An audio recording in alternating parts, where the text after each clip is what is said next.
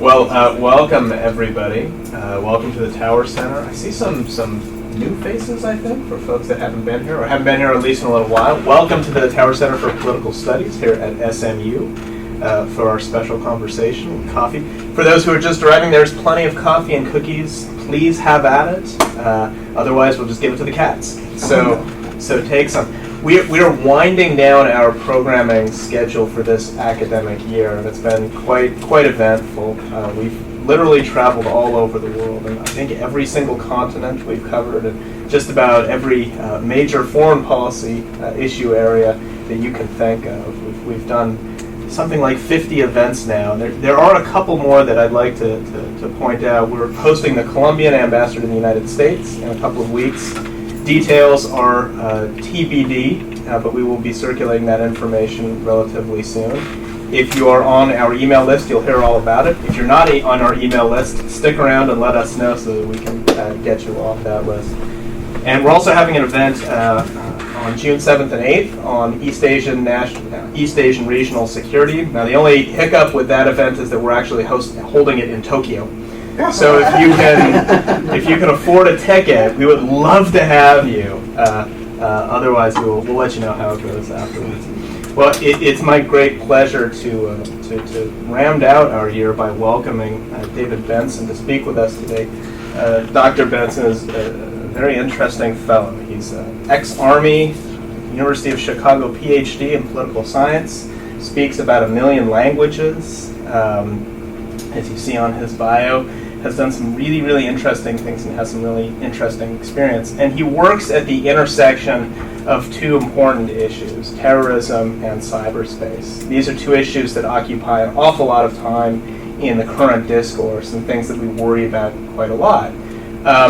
Perhaps we're going to worry a little bit less after today's talk because his title is Why the Internet is Not Increasing Terrorism. With that, I will turn the floor over to Dave. Thank you. I like to stand and I like to perambulate a little bit, so hopefully I won't block your view. I do like to point this out at the beginning. You feel free to contact me if you have any questions or anything that you want. This is my SMU address. I don't honestly have my next address. I'm leaving here in June, and I'll be going to the School of Advanced Air and Space Studies with the Air Force, so I get to keep doing this. So basically, who am I? I point this out because I have a different presentation style than many academics you're going to meet. And I might come off as glib, but I want you to understand that I'm dealing with a serious topic and I take this very seriously. This is during my time in Iraq. This is a man named Naja who I knew quite well. He was a friend of mine, Iraqi, and as far as I know, still alive, but possibly not. But many of my friends, people that I knew, died because of terrorism. I have survived a suicide bombing. I was hit by 3 different IEDs while I was there. And the unit that I was in, we actually, half of our members had received the Purple Heart. So it was a bad time to be there. And actually, according to the internet, I'm dead! This is the organization, the Mujahideen Shura Council, turned into the Islamic State. This is the name they took between being Al-Qaeda in Iraq and the Islamic State in Iraq. And this attack hit me. It was one of the 3 that I hit. And they claim that I'm dead. Now they messed up my name. They confused me and merged me with another person who had a similar sounding name. And this is how they got it. But this attack was the one that hit me. And I came across this in my research, and I like to show it because it emphasizes a few other things. But I first want to start out by explaining to you how the world is. But this is a little bit more than explanation. What I need you, I'm going to tell you a lot of things that most of you are actually already going to know. But the reason that I'm presenting it this way is I need you to actually believe it. So when we start talking about terrorism, the people who are the hellraisers, they have an advantage. Because all they have to do is say, do you remember what you're doing on September 11th? And that was such a salient experience for so many people. And then, Toby Keith starts playing in their mind, and it's very powerful emotionally, and it affects how people believe and see the world. And I am trying to help you not just know the facts that you already know, but to actually see the world in a slightly different way. And as Josh already said, it's really hard to get a job as a terrorism expert by going around and saying, this isn't that big of a problem. It's like the plumber who comes to your house and says, that leak is not that big of a deal. You just leave it be. You don't get paid that well. Well, it's sort of like this. But for most people, when the internet arrived on the scene for terrorism, this was the response. Everybody thought it was going to kill them. And in fact, the earliest mentions of the internet being a cause of terrorism comes in 1995 with the Oklahoma City bombings.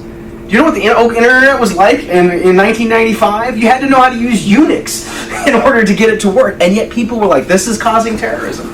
Of course, that continued to grow, became a big issue. And the general reasons, people focus on different things, but there's 3 characteristics of the internet that matter. Anonymity. You can go online and be anybody you want. You can be an ogre, class 35. You can be a terrorist. You can be whatever you want, and nobody knows who you are. It's super cheap. Anybody who's older than a very young age actually can remember when it cost you 50 cents to send a letter somewhere to any given person. It doesn't cost anything. It costs the same amount for me to get on my phone and call my wife via a video chat right now as it would if I were in China, right? And in fact, just recently, if anybody's seen that, there was a new cartoon from Disney that came out, where in the cartoon the rabbit is talking via cell phone to their parents' video chat. That was magic in Disney movies 50 years ago. That's how cheap things have become. And then, of course, now, and this is completely true, there's so much information. It seems like information is ubiquitous. There's even a phrase, big data. We have data everywhere. We got to now analyze it. Put it into your Hadoop, and out comes information. Information is everywhere. Well, the anonymity, in this case, operates like a force protection. So force protection is what you do to keep other people from killing you while you're carrying on operations. If you don't know who the terrorists are, you can't go get them, and then they can do whatever they want. It's super important for communication to be cheap because you need to form networks with other groups of people. It's nice to have yourself, but it's important to have others. And the way that you do that is you communicate with other people. And then, of course, there's massive, massive amounts of information out there, which can be of 2 types. You can have information about who is interested in your stuff, and you can also have information about how to carry out attacks. So when I say who is interested in your stuff, I'm talking about like if you're going to be a jihadi, you want to read about what Osama bin Laden says. You can get that information. You can also get information on how to build a bomb. In fact, this is a example of how to build a bomb. Poor man's James Bond. You can actually go online like I did earlier today and download the whole thing. So basically the conventional wisdom that has arisen is that you have the internet, and either or both, it leads to you getting information. Maybe I didn't know how to blow up something, so I go get information on how to blow up things, and then I go and then I come out and I'm a terrorist. Or maybe I didn't know other people. I didn't know other people, didn't have a terror group to join, so I network with other people. We find other people who are just really mad about how the world is, and then we go become terrorists. Or maybe I don't have either of those things. I don't know anything about being a terrorist, and I don't know other people to be terrorists with. We get both of those things in one or both orders, and then we get more terrorism. Hooray! If you're a terrorist. Well, this is the sum of all our fears. These guys, they're both actually Americans. Very internet savvy, by the way, and the documents we found is very interesting. In the Bin Laden trove, Adam Gadon wrote up an interesting critique of all the different news networks, including various anchors of who he felt was more or less sympathetic to Al-Qaeda's viewpoints. And so very media savvy. Anwar al-Awlaki started producing an online zine called Inspire. This is what everybody's afraid of. Because, man, if everybody were like this, if we were dealing with this would be a big challenge. Well, there's a few problems with the conventional wisdom. First is you have the conventional wisdom misperceives the reality of the world. You're not as anonymous online as you think, and of course not all information is useful. And it leaves out the government. Now I want to pause here and say that a lot of this was a lot more groundbreaking before Edward Snowden came out with some of his information. But, interestingly enough, there's a group called Anonymous.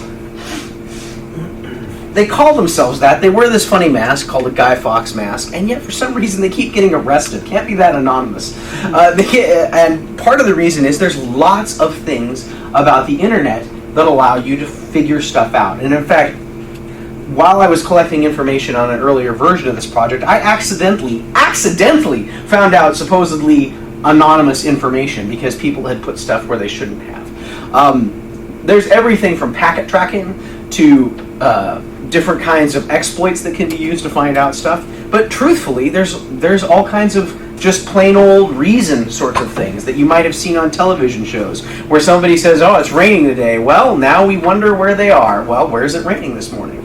We can narrow it down. We wait 2 weeks, they say something else. Well, now we know it's 6 o'clock at where they are. I mean, there's all kinds of ways to break down people's anonymity. And unless you practice very, very, very good OPSEC, you're going to lose that. First of all, and then not all information is useful. Wikipedia is the perennial example of this, because this is the largest page on Wikipedia, the list of Star Wars characters. I actually had to update this for this presentation because they've gone in and had a major overhaul, and it's gotten even longer. It just keeps going on and on and on. And in fact, the list of Star Wars characters is indicative of the information that is relatively reliable on Wikipedia. Things that are easily verifiable and lots of people know. Things that are not easily verifiable are really hard to have right on Wikipedia. This is why they're very careful about biographies, because a lot of that stuff is not correct. And lots of things, and if there's things that very few people know, there are lots of people who know stuff about computers, but for the most part, they're actually not posting it on Wikipedia. And so many of these things are less reliable. Things that become obsolete on Wikipedia are less reliable. Furthermore, if you don't know how something works, you don't really have a frame of reference to adjudicate between what's right and what's wrong. So the truth is, and this may not make you feel better, but I could go online and I can get a recipe for how to make RDX, the basic explosive in most modern explosives. And I will know which recipe is correct, because I already know more or less how to make RDX. I might not have the exact temperatures down, and I may not have the exact mixtures, but I had training in the military about all of this stuff, about how this sort of things works. I know about the impact factor, and I know about the calculation because I was trained. But if you didn't have that, how are you going to know whether or not the recipe you come across is correct? You aren't. And in fact, I will tell you right now, there are lots of examples out there where people have posted stuff that's false. Furthermore, much of the best information comes from legacy sources. Again, this same picture, Kurt Saxon was a guy, he published this book. It's got all kinds of information, including an accurate recipe on how to make RDX, which is the explosive in C4. You can buy this book on Amazon. You can buy this book in Barnes & Noble. You can buy this book almost anywhere. It's been around for ages and ages. So if we're going to explain a change, we have to see an actual change in the availability of information. This has been around for quite some time. The other source of most of the reliable information is actually the military's manual on how to make improvised explosives, which I have a copy of, which I got in your local Army-Navy store, almost assuredly of which, if you went right now to the nearby surplus store, they would have a copy. And importantly, not all barriers are informationable. Anybody know what this is? Recognize these? Blasting caps. Most people, I don't know what I thought a blasting cap looked like before I was shown, but it wasn't this for some reason. Turns out this is one of the hardest things to get for making high explosives. There is a way around it. The Hamas uses and makes their own stuff, but that's a good way to blow your fingers off. In fact, you can always tell the bomb makers because they look like shop teachers. They, like missing hands and stuff like that. These things are super, super volatile. And when the U.S. ultimately started cooperating with the British and cut off the one supply that the IRA had in the 1970s, bombings in Britain dropped precipitously because they couldn't find a place to find them. They got another supply, but you can't download a blasting cap. And instructions on how to make them aren't very helpful. They need to be made by somebody who really knows how it is. So this isn't something you can get through information. But I want to emphasize that you should not forget that this is a strategic interaction. The terrorists are not the only people who get a vote. For some reason, we always say, well, the terrorists get a vote. We forget we get a vote, too. In fact, we get a heck of a vote. Think about this. This is the FBI building. Look at all those people that are there. CIA, this is the old CIA building. They built a brand spanking new one. The Department of Defense, world's largest office building. Largest building by space in the world. All of these people are weighing in on this. Oh, guess who else we got? The NSA. This is a picture of the servers that they let us take. I don't even know what the picture of the servers they don't let us take looks like, but they've got tremendous capacity. And oh, of course, that organization that had a pretty big hand in inventing the internet. Do we think that maybe these guys have something to say, to weigh in on whether or not we can deal with these terrorist attacks? Of course. But let's not forget that the U.S. isn't the only country out there. In fact, pretty much every country in the world has a surveillance operation for counterterrorism online, including those famous, renowned counterterrorists, the Swiss. Yes, the Swiss have an excellent counterterrorism online operation where they monitor videos, and guess what? Pretty much all governments cooperate on this. This is something that everybody is now paying tremendous attention to. Not to mention, oh, here we go. These counter-terrorist extraordinary little old ladies. Not this little old lady. This is just, turns out that there is a cottage industry out there of people who surveil terrorists. So if for some reason you guys want to go home today and start your own business of, I'm going to watch terrorists, you can. I point out little old lady because there's a person who's been especially successful. I think of the arrests that I tracked, she was involved in something like 5% of them. Every news report points out that she's a former cheerleader. What most news reports don't point out is that she's also a former federal prosecutor. I guess that's just not as interesting as thinking like some former cheerleader. But she goes online, gets in there, poses as a jihadi, gets people to disclose information, picks up the phone, calls the FBI. Guess what? The FBI doesn't need to go on YouTube and figure out how to do a raid. They've been training for this for days.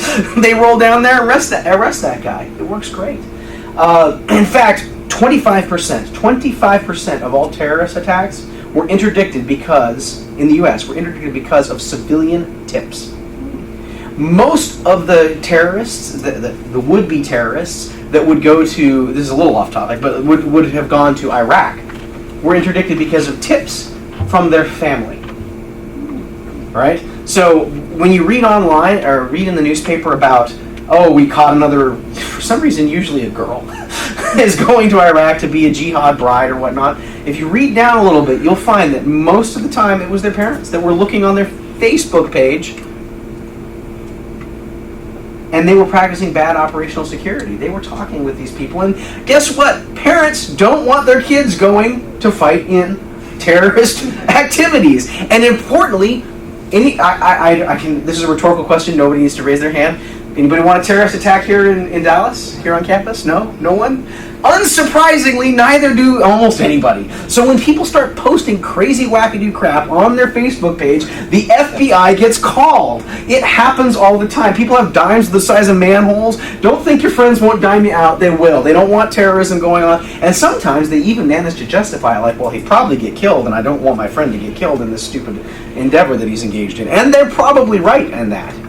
So, I want to show you empirics. Sorry for using these very nerdy terms. Empirics, this is just some of the examples so you can see how this is played out. First, use of the internet in court. Lackawanna 6, one of the early post 9/11 arrests. This was an actual terror cell. They were there. If you've seen like doing the monkey bars thing, this is them. They were one of the first monkey bar terror groups, and they actually entered email evidence in their defense. Their argument was, we weren't emailing each other, so how could we possibly be in this same terrorism cell? And the counter-argument was, well, we have all of these videos of you in this paper, that just because you didn't email doesn't mean you weren't a terrorist group. First, use the internet in court. In about a third to half of all of counterterrorism prosecutions in the United States, digital or online evidence has been entered. So it's a very important part of the prosecution process. This guy is a classic example, the underwear bomber. Now he is actually from Nigeria. I don't even know if he's from a Muslim family, although his name is Islamic. His dad actually sent an email to the FBI. The FBI disregarded it and he got interdicted on the plane. Now I can't say for sure why the FBI disregarded this, but his father is a Nigerian banker. If you were at the FBI and you got an email, my name is Abu Matalib and I'm a Nigerian banker, that might go right into your trash box. But anyway, this was a case of the internet actually being able to help because here's a guy all the way on the other side of the world. He's worried about his son because of his Facebook postings and his rantings, and he tries to tip off the U.S. government because he's worried his son's going to do something stupid. Well, he knew his son pretty well, and he did something very stupid indeed. Fortunately, it didn't work out. He ended up being interdicted on the plane. Oh, these guys are my favorite. Alessa and Almonte. Two fellas, these guys, their friends actually went online. They're still there. If you go to the FBI's webpage, there's a place, click here to report. This is exactly what their friends did. Alessa and Almonte are talking all kinds of craziness. They're saying, oh, we hate the West, blah, blah, blah. Their friends literally go on to the FBI tip page, click here, FBI picks these guys up, but it doesn't end there. Because Almonte is Juice Man. I don't know how many of you can read this. It says, death to all Juice. I do not know if he really disliked Kedem wine because it says death to all Zionist Juice. He's written in here with a pencil. This may be the guy who dined him out. I don't know what was going on here, but he is the gift that keeps on giving because it has turned into an online meme. So not only does the internet give us the tool to catch this guy and interdict him, it actually gives us the tool to mock him incessantly for years. Still there. This is the brand. They have updated the page recently. It still keeps happening. So here's the real question that a lot of people care about, which is, has the internet made it more likely that Al-Qaeda or groups like Al-Qaeda are going to be able to attack us? Are they going to be able to gen up some kind of terrorism and come detonate? The answer is no. It is not more likely. And in fact, although I cannot conclusively say so, it is contributing to making it less likely. And I'm going to show you this. So here, this is a list of Al-Qaeda central attacks. I need to distinguish that because we sometimes are really bad about lumping Al-Qaeda in on Islamic Maghreb and Al-Qaeda in Yemen. But these are anything that can even reasonably be called operated by the group that was led by Osama bin Laden. Now, people will sometimes say, well, it ends in 2010. And that's because that's when Al-Qaeda stops being able to carry out attacks. I want you to take a look at these numbers here. First, here are what I would consider mass casualty attacks. So 5 or more people are killed, wounded. Here's this line here. This line is 2005 to 2006. In 2005 and 2006, if you went online or went into a number of books or academic articles, people started at that point writing, pretty much all of the experts on terrorism, saying Al-Qaeda is now transitioning to an online strategy. This is completely true. Basically, by 2005, that we had routed them out of Afghanistan. They were having a hard time putting together. Most of their cells that were in place, like in Morocco and what have you, had already carried out their attack, right? So at this point, they no longer have terror cells or any safe haven from which to operate. After that, the only mass casualty attack that is even remotely affiliated with Al-Qaeda Central is the one on Fort Hood. Now, I do not mean to diminish that, but that is a very tenuous leak indeed. And if you're going to rely on people to absolutely lose their mind, that's not really a good military strategy. It's not. I mean, we will probably have shootings again, unfortunately. Whether or not it's somebody who's associated with Al-Qaeda is really immaterial. Furthermore, these are the cases where no one was injured. No one. Al-Qaeda carries out an attack, they put it on their webpage or take credit for it, and nobody gets hurt. And of course it did happen. There were schmucks that couldn't make it happen before. But we're talking about an enormous jump from where we're talking hundreds, thousands of killed in an attack, down to the mode is 0. The median is 0. They went from being a very successful terrorist group to not very successful at all. Part of the reason that accounts for this, I don't have this chart because it's really messy to show on here. They pushed all their operations to regional groups like Al-Qaeda in Yemen, Al-Qaeda in the Islamic Maghreb, Al-Shabaab, which are not relying on internet-based things. Those groups rise in effectiveness. And in fact, the rise of ISIS. So this is something that a lot of people are really going to be concerned with. ISIS is an organization that started out as basically a Jordanian, Iraqi anti-Ba'athist group. It morphed in, they pledged Bay'ah to Al-Qaeda, and they became Al-Qaeda in Iraq. Eventually, they get kicked out of Al-Qaeda for being too brutal. And they become initially the ISI and then ISIS when they add in Syria in 2011. ISIS has inherited the title of the most successful transnational terrorist organization, previously held first by Hezbollah and then by Al-Qaeda. So there have been 3 really important attacks by ISIS that has made this important. And I want to address that none of these had anything to do with the internet. Well, not completely true. The San Bernardino attack was a huge missed opportunity. When at least one of your attackers goes online and publicly pledges allegiance to ISIS, that might be something your intelligence organization should have picked up on. And in fact, this is a criticism that's come out, is that when they were granting the visa process, they explicitly did not look at social media. Why that is a policy, I cannot speak to, but she said, I want to carry out attacks online. A good intelligence collection would have caught that. Paris, this is Bataclan specifically, was early on. People were like, "Oh yeah, they used encrypted phones. They used all this stuff." Now, turns out they didn't do any of that. They did exploit some of the migrant chaos, but primarily this was a traditional terrorist organization organized in 3 cells of 3. They met up. Some of them were former combatants, had returned, but mostly they met up and knew each other from the slums of Paris. And this was essentially exactly the same sort of attack that you used to see in Europe fairly frequently in the 70s, where you had these kinds of cells, although they usually called themselves Marxists in those days. And then finally, Brussels, same exact situation except Malbec. Relatives, just interesting aside, something that I don't remember if it's in my biography, but I did work with the Chicago Project on suicide terrorism. When you get suicide terrorism, the behavior that you see with these people, especially when it's in non-Islamic countries, but even then, it looks a lot like cults. So what you have is you have a few group of people, and then they do what's called cutting. They isolate themselves. They go into this, usually they move in together, and then they start cutting off ties. They watch only videos about what they're supposed to be doing. They cut off ties with their family. They do all this it's very much like cults behaviors. And this is exactly what we see with these friends. They move in, they meet in this really rundown part of Belgium, and they decide, move in together. They're brothers. We saw this also in Boston. Initially, people tried to say that it had something to do with the internet. That went away right away. It became very obvious that this was something that occurred in a fairly traditional manner. And in fact, the truth is that, for the most part in policy circles, I'm not seeing arguments that the internet is a driver, that much of a driver of this kind of thing, because we are seeing so many of these other factors overwhelming any of these contentions right now.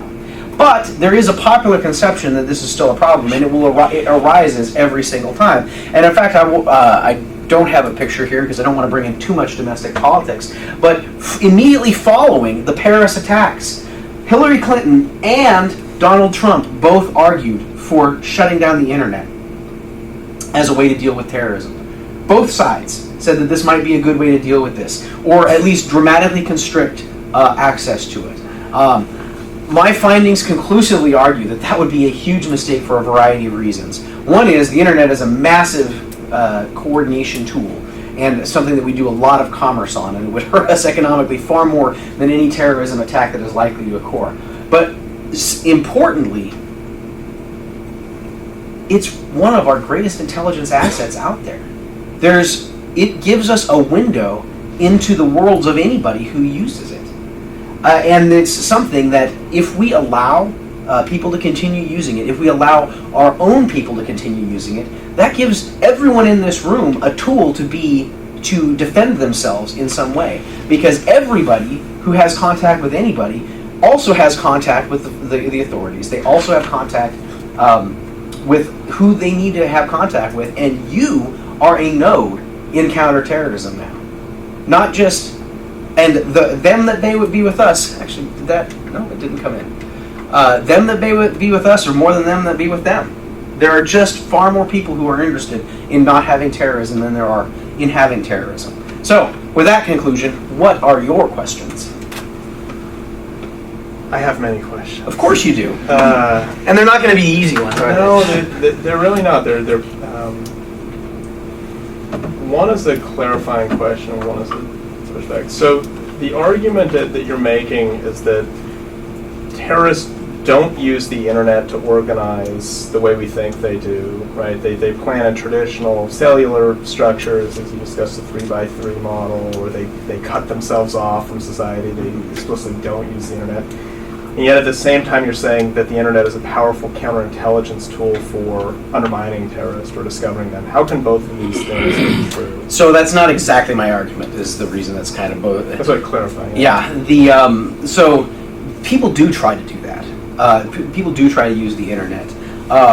It just they always get caught, right? So if you're going to be successful, you have to avoid the internet. Another way, an analogy that you might think of is if there were 10,000 cops on the Dallas North Tollway, and you wanted to exceed the speed limit by 5 miles an hour, you could do it by driving on the side streets, not by driving on the DNT. Okay, so now I have a real question. Okay. And that is, I think the data supports the argument. I think that there hasn't been that much, frankly, has not been that much terrorism in the United States, whether because of the internet or anything else. Mm-hmm. So perhaps our fears are overblown. But terrorism isn't really about killing people; it's inspiring terror, and it's many times intended to provoke an overreaction. Right? A long-standing terrorist tactic is provoking a big, powerful state to overreact, send in armed forces, and make things much, much worse. Right? It strikes me that this is exactly what ISIS has done, and very powerfully. Right? Not using the internet to coordinate operations, but splashing horrible, grisly executions on YouTube. Yeah. Right. Things that are visceral, things that cause even the current administration, which basically wanted to get out of the Middle East, to now get back in a meaningful way. So, is it possible that while you might be correct that the internet is not a good organizing tool, it can be an incredibly powerful propaganda vehicle for terrorist groups? Sure. So the one thing that is empirically correct, and I want to give the devil his due, so to speak, which is the internet does allow terrorist groups to be more directly involved in their propaganda than they had in the past. But that said, prior to the internet and even post-internet, the effect of their propaganda is almost completely reliant upon news organizations. So during the hijacking of the Achille Lauro, I cannot remember the name of the gentleman they shoved overboard. That was horrific. It was broadcast on CBS and NBC and whatnot. Klinghoffer, thank you. No internet there. And it was the propaganda of the deed, right? That which phrase arose from anarcho-syndicalism in the 1800s, and the newspapers, yellow journalism, drove most of that. So you're absolutely correct that the purpose is to raise fear, but I don't actually think that so once we get into the mechanism, yes, it's true they can upload to the internet, but if all of the American journalist organizations, which it turns out 85% of all news passes through 3 sources in the United States. 3. I mean, that's actually narrower than it was in the 60s. So if they refuse to show it, then it's not like most Americans are going to go log on to the Al-Qaeda website and find out about it. So that's one issue. The other issue is... By 3 sources, do you mean conglomerates? Facebook, Google News, and Drudge. So if you can't get onto one of those feeds, most people in the United States are never going to hear about it. I see, but these are agglomeration sources. These are aggregating lots of different sources onto the same. Okay, so I mean, there may be a little bit additional leeway, but the other thing is that there's two kinds of fear that you can provoke as a terrorist. One is rational fear. This is the kind of fear that I'm sure the people in North Mexico are feeling about narco-traficantes and this sort of thing, which is they're actually very effective, and it may only be a small percentage, 1-2 percentage points, but that's a catastrophic outcome. Rational fear. In order to do that, you have to be effective. You have to actually carry out attacks. The way you defeat rational fear is you decrease the effectiveness of the attacks. The other kind of fear is what we're mostly encountering in the U.S. right now, which is irrational fear. And I don't want to downplay anybody's feelings about this. I can't tell you how to fear, but I can tell you whether or not it matches up with the probability of the outcome. Following the San Bernardino attacks, 30% of people thought that they personally were likely to become a terrorist attack victim in a year. Following the September 11 attacks, half of Americans thought that they personally or someone they knew was likely to die from a terrorist attack. And 100% of them were wrong unless they knew people overseas. The way you deal with irrational fear, or fear that's outsized to the actual threat, is actually adjust the expectations.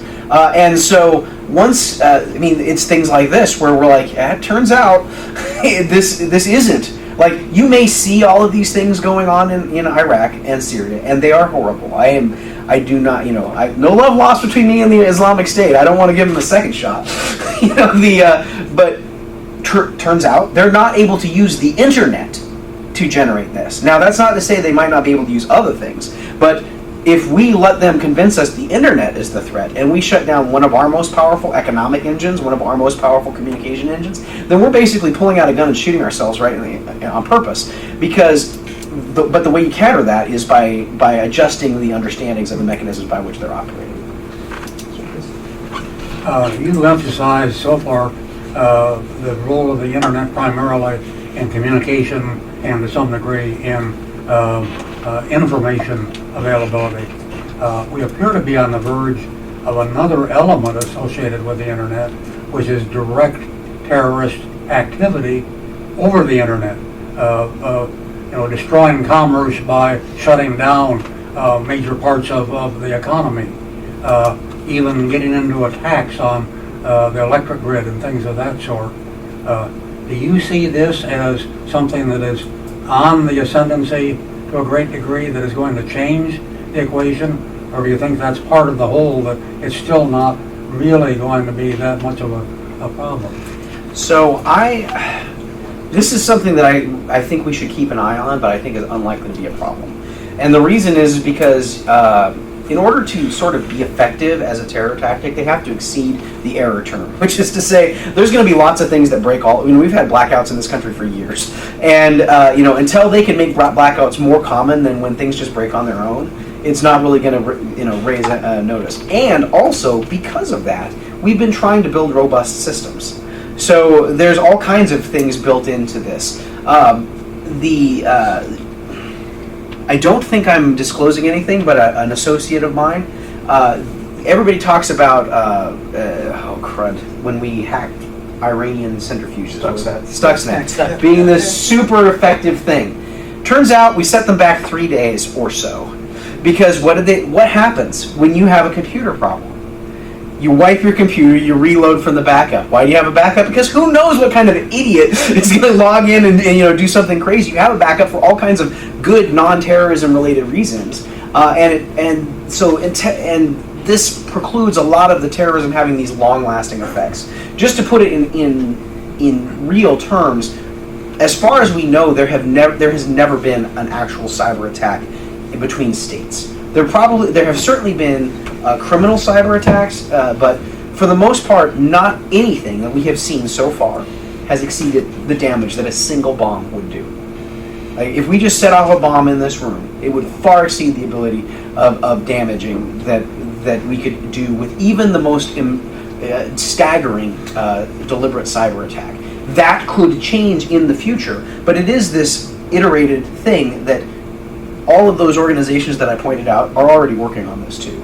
And I'm not optimistic that some Yahoo is likely to come up with a solution that's going to overwhelm that consistently and over time to create a long-term thing. That said, it's something that does merit a lot of attention. I'm not saying we shouldn't be paying. You're not worried about that building in China that has hundreds of people that are getting ready to attack us there? That's a little different because that's state-supported as opposed to terrorism.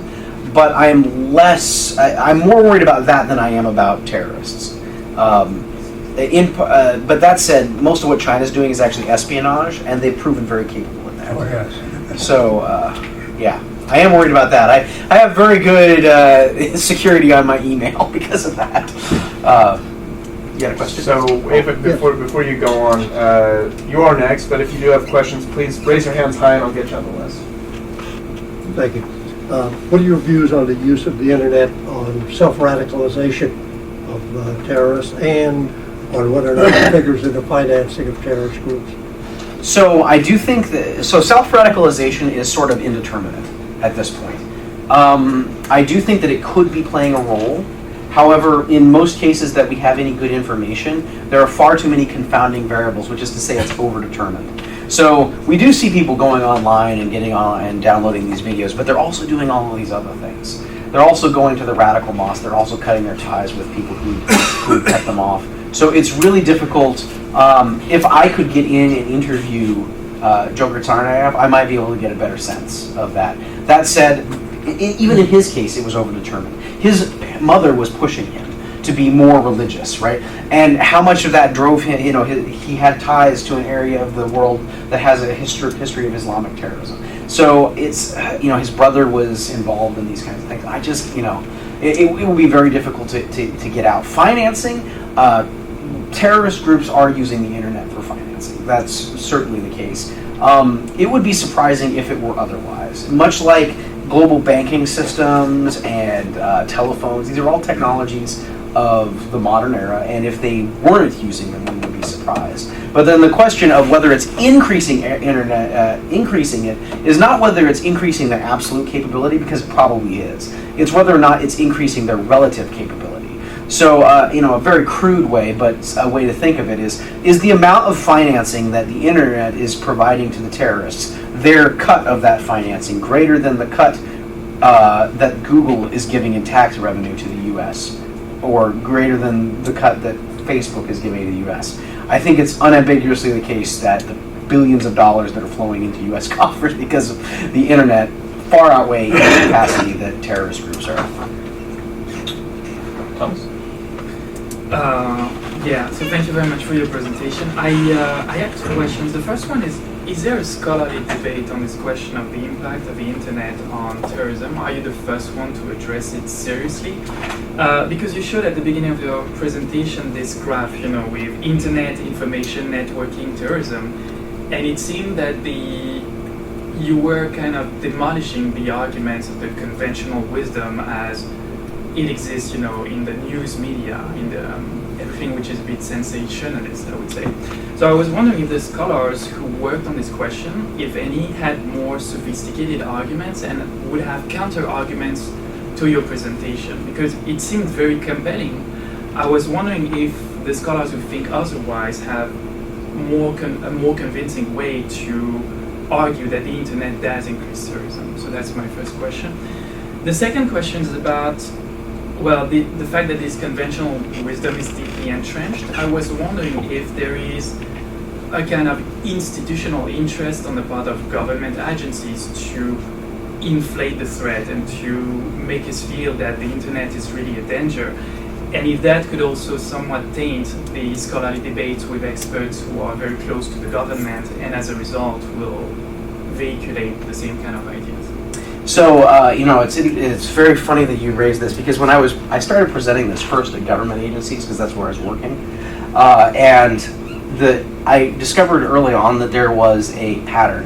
If I present this to scholars, ex-terrorism scholars, Bob Pape and all the people you would think of, everyone's like, of course it's not happening. Nope.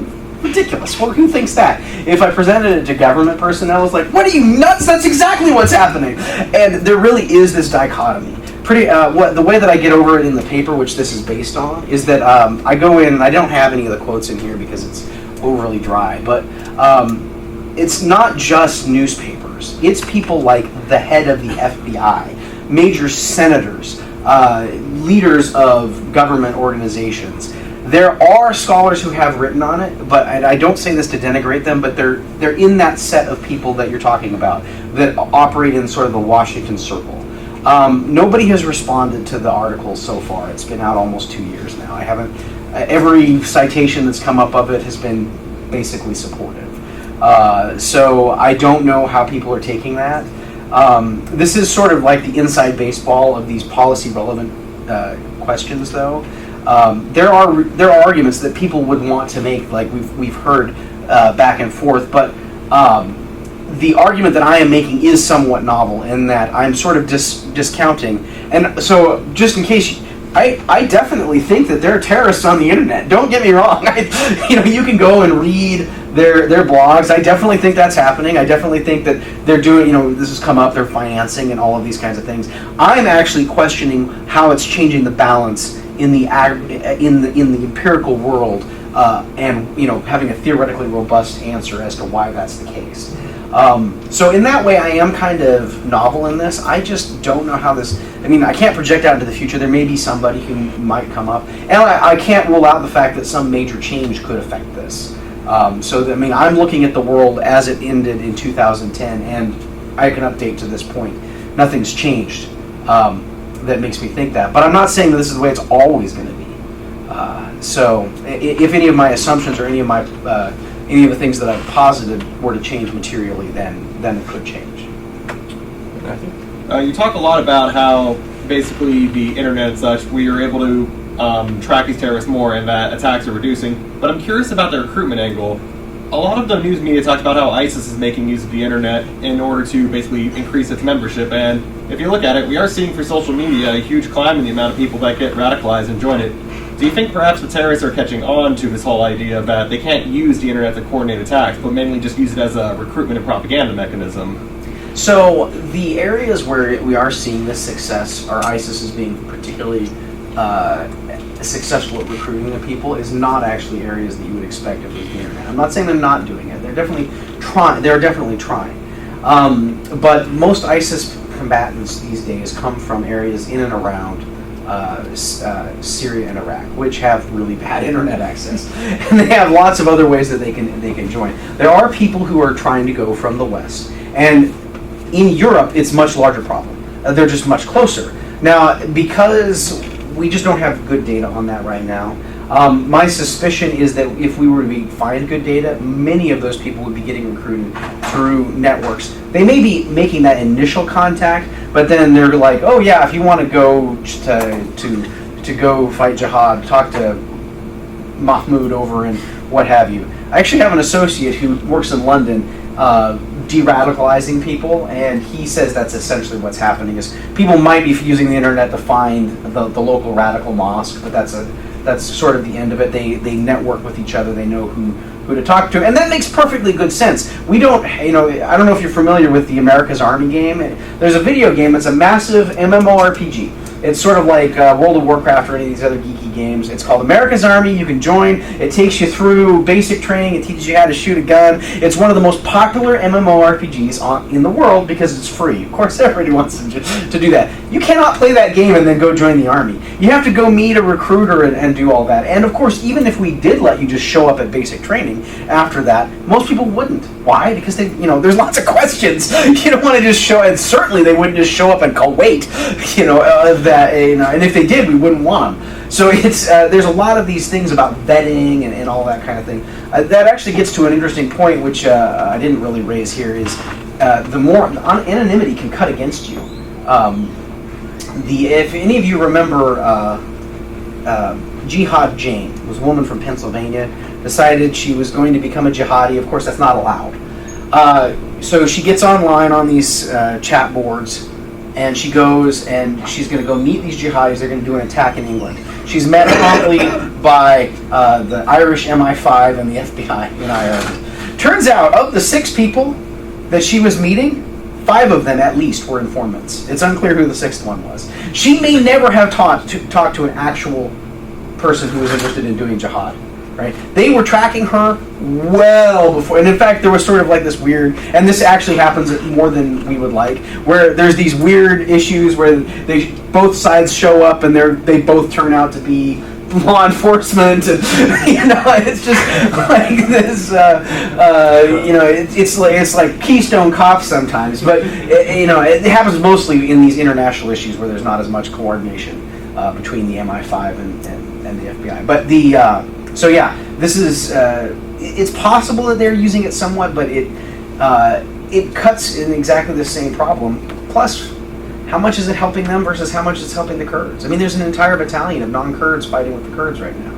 Many of them were recruited through the internet, but why? Because Facebook doesn't care if the Kurds are recruiting on the internet. They do care. I mean, they have a Facebook page and everything. In fact, but also Time Magazine did an article on them. So, sorry, no, Can you talk about a connection between the terrorists using the internet and your dissertation work on some of these authoritative kind of governments that are using the internet for their own kind of personal benefits? Do you see any connection there? So I don't see any connection in the sense that, it's not like the U.S. is helping the Chinese suppress their dissident organizations. However, it is basically I did what everybody hopes to do with their dissertation, which this was originally my master's thesis. I took essentially the same theory and just ported it right into my dissertation, which made the work a lot easier. The basic question that a lot of people have is, can governments still control their political space? Right? So, people have thought for a long time, this is not a new idea, that states are losing control over their political space. And there's lots of different arguments, and the internet is the latest one. Well, it turns out that using traditional tools of power and combined with surveillance, you can really control your political space. Now, I'm not saying that it's equivalent to whatever, imagined level of control that existed in 1890, but it's really difficult to use just the internet to challenge political power. The reason that I focus on authoritarian regimes is actually not because I'm that interested in authoritarian regimes, although they are interesting, but because they're really willing to use force. So basically, the fun thing about transnational terrorists specifically is they have no home. They have no natural base of support. But dissidents have a home, and it's actually in the country that they're operating in. Transnational terrorists, nobody cares. If we kicked in every single door, as long as we got only Al-Qaeda people, I don't think you'd have a single protest. If we, nobody cares. The concerns are all about people getting rounded up who are innocent. There are people who legitimately care about dissidents. And in fact, the U.S. cares very deeply about the kinds of dissidents that I studied. The Iranians, the Burmese, and the Chinese. And so they have support from the U.S. governments. So even if we take that into account, can you still use surveillance on the internet to control your political space? Yes, you can. And the Chinese are by far the best at it, and the Burmese are the worst at it because they have no internet. And in fact, of the 3 cases that I cited, which are they're the universe of cases where both before and after the internet they had movements that I could reasonably say were using it. Burma, no internet. They just had elections, right? China, tons of internet. Still very authoritarian. And it isn't for lack of trying. Iran, tons of internet. Still quite authoritarian. And it isn't for lack of trying. So the same tools that enable states to undo terrorist networks also allow them to undo protest networks. Yes. And so I'm very hesitant to draw that unless somebody asks this, because I do not want anybody to think that I think that waging, Not a normative questions. Yeah. But it is it is the same exact spectrum of how you're doing things. It's just we hope that democratic regimes and those that are fighting transnational terrorists are doing it to foment stability, which is also true of groups, but they're not having the same normative assumptions about democratic norms. Granting a huge advantage to a governmental entity for data gathering and analysis, what would you comment on as far as a temporary benefit to a more agile or adaptive user of the internet, considering lag time for reaction on the other side?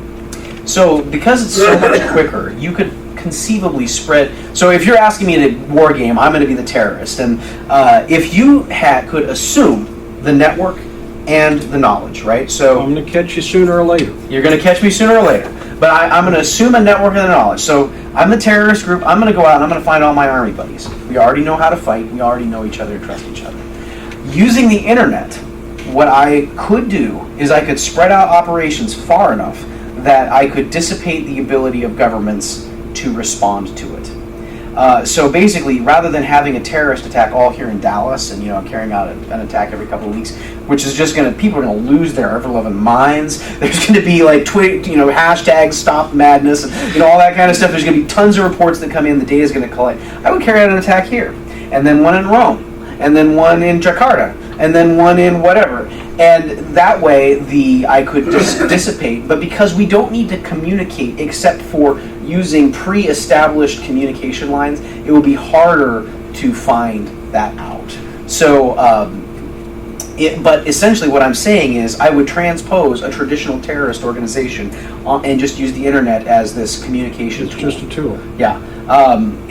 Which is really hard for groups to do. I mean, it would be almost impossible for me to do with the group I told you, because nobody would come to like, hey, want to be a terrorist? They'd all say no.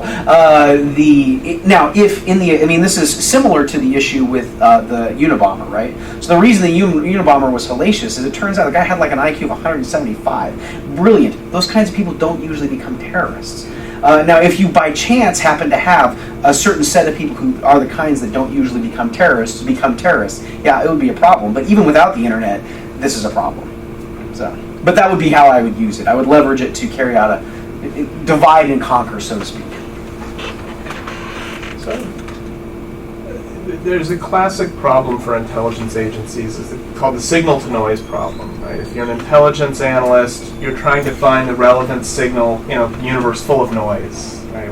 How do you know what information matters? And it seems that the internet ought to have made this problem a million times worse, because there's so much information. And we're so swamped. All those NSA servers are full of stuff. Yeah. You seem to be arguing that at least in this issue, we found a way to overcome the signal-to-noise problem. That we're actually really good at spotting would-be terrorists. That we're actually really good at rolling up their nascent networks. How? How is it that intelligence agencies have overcome this enormous historical problem of discovering signal noise at a time in which noise should be overwhelming? So there's two ways that this has happened, and this is more in my dissertation, actually. And this is a good thing about being able to think more deeply at a problem. You get to cut at these issues. So the first way is, but let me just put part of the issue that we're running into right now is a lot of the policies the NSA wants to engage in would increase the noise and would decrease the signal. We've had this conversation like, why would we gather all of the data on all of the metadata on phones? That's going to be 99.9999% noise. We don't want that. And so this is a policy problem. But the way that they've successfully got around it is, one, drawing in much more reliable sources. So who is the most reliable source? Somebody who's close to you, right? If we wanted to gather information on Mao, we wanted information from Deng Xiaoping, right? If we want to gather information on, Tony Blair, we want information from his closest confidants. That's where we're getting a lot of this good information. It allows those sorts of people to be informants in ways that they weren't. But the second answer, and really the much more compelling one in my opinion, is the fact that prior to the internet, signals intelligence was limited. It was very limited in who you could collect on. You could collect on institutions. You could collect on people that you were willing to expend huge amounts of money on. So we usually only saw it we were collecting it on other countries, or we would spend a ton of money putting in a bug on a mafia don or something like that, because it was super important. Signals intelligence has been democratized by the internet, which allows us to collect signals intelligence on anybody that we need to. But signals intelligence alone, and I might lose my Fort Huachuca badge for this, is not reliable. You need context. And the reason that it's been helpful is because we focus so much attention on gathered these additional informants. We've been able to, the most successful cases are exactly what you would expect if you're an intelligence analyst. It's really easy to fake out signals intelligence. It's harder to do it signals and human. It's almost impossible to do signals human and image or mass int or what have you. So the more overlapping sources of intelligence you have, the better off that you are. To the extent that we don't do that, we will get just tons of noise. It will just be complete garbage. And we've seen that. I mean, the data collection program that Edward Snowden exposed, they openly admit, their advocates say they have caught nobody with it. Well, it's no surprise. They've just introduced a bunch of garbage. But as long as you use it as a secondary source of information, where you can take and say, well, we have a tip that this guy might be it, or we use this to kind of fish and then look around with a little human intelligence or what have you. As long as you're using it like a trained intelligence professional should, it will be very helpful because it's that second source. Great. Well, I think we I have a quick question. What are your thoughts on cyber warfare? Well, so cyber warfare as a threat or cyber warfare as an opportunity? As a threat. Okay. As a threat, I don't think it's, for the same reason, much of the same reasons that I spoke of before, I don't think it's nearly the kind of threat that a lot of people are concerned about. Part of the reason is because of these technological limitations. It's something that everybody's engaged in and dealing with. But part of the reason is the context in which cyber war would occur. So one of the fears that people have with cyber warfare is that it would allow somebody to commit a splendid first strike, which is to say they could do something we would not know that it was them, and then it would deprive us of any ability to respond. But the perishability of cyber weapons is immensely fast. So basically, on average, it takes somewhere between 12 and 24 hours for a cyber weapon, once it's been discovered, to be fixed. And it's because it relies on these little funny things, and once it's been used, then you know where the weakness is. And because it doesn't require, most cyber weapons are not reliant upon hardware developments, so you don't actually need to put in a new switch, you just have to put a digital patch. That's something that can be sent out digitally, it's fast, just like the attack. So the strength of the cyber attacks is also its weakness. If cyber attacks were to occur, they would have to occur in some kind of context. So there's a book written called Cyber War by a former intelligence director, and he posits this situation where somehow the Chinese, and it's very implausible in and of itself, but somehow the Chinese are, Richard Clark, that's the name, are able to get a hack into our network, and they're able to turn off our comms system between us and the 7th Fleet, right as the Chinese Air Force is coming across the strait. Well, the context is going to inform us. So even if it was just a cyber war, we already are going to know who was it going to be, the Australians? First of all, there's that. And second is, if you do that, then you force us to assume all kinds of things you don't want us to assume, which is they nuked us. Right? You don't want to lose communication between two nuclear powers in the middle of a conflict, because that elevates the risk of nuclear weapons and that context. Well, once we back that context down, well, what if it's the Iranians? Well, they don't have nuclear weapons yet, but we might assume that okay, so we back it down one step further. Well, what if it's the Nigerians? Well, are we really concerned about it at that point? Politics still matters at all of these things. As an opportunity, I think it's an intelligence collection opportunity. I think that people in general, I would be willing to bet that maybe one of you has a secure email. Maybe. And it's because it's hard. And so it's a great intelligence collection opportunity. And I think that we should treat it as such. Eventually, I think that will go away. The same sort of thing, Josh, I'm sure many of you are familiar with the story of the Zimmerman telegram, where the Germans sent a telegram through the British, and they assumed the British were just going to turn it over to the Mexicans. Well, as soon as that happened, that was the end of that practice. But it was a learning process. As we learn about, Nigerian scams, or Spanish prisoners, as they're often called, people will fall for them less. And so over time, it will be less useful. But then new techniques will arise. But I do think it's an opportunity for data collection if we use it smartly. I actually have a question now. Sure. Now you're saying if the Chinese were attacking and cyber warfare hit us, then it wouldn't be like the Australians, right? But then could it be used to start a war? Like, say, if one army is going to attack us, and another country knows this, could they send a cyber warfare attack on us to make us believe that it was the army that was attacking us using weapons?